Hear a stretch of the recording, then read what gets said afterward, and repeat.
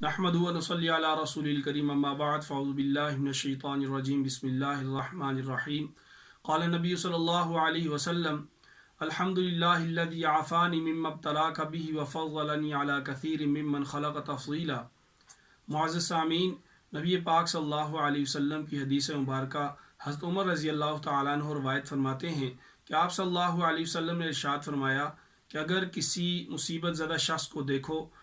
اور یہ دعا پڑھو، الحمدللہ الذی عافانی مما ابتلاک بہ وفضلنی علی کثیر ممن خلق تفضیلا، اس دعا کو پڑھنے والا، اس سامنے والا جو جس میں مصیبت میں مبتلا ہے، اس مصیبت سے یہ دعا پڑھنے والا محفوظ رہے گا۔ اور اس دعا میں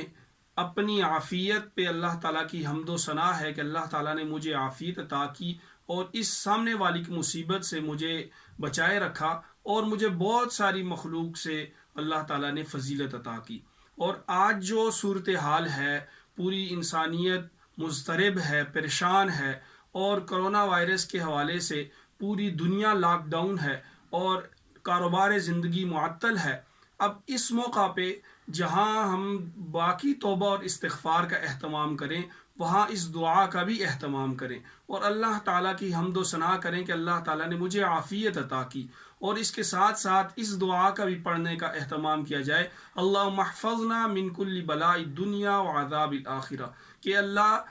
پوری دنیا میں جتنے بھی وبائیں ہیں، جتنی مرض ہیں، جتنی مصیبتیں ہیں، وبال ہیں، یا اللہ ہماری حفاظت فرما اور آخرت کے عذاب سے ہمیں بچا۔ آپ صلی اللہ علیہ وسلم کی تعلیمات، آپ صلی اللہ علیہ وسلم کی حدیث مبارکہ، وہ ہماری حفاظت کیے ہوئے ہیں، ہمارے حصار کیے ہوئے ہیں۔ ضرورت اس امر کی ہے کہ ہم ان پر عمل کریں۔ دوسری بات یہ ہے کہ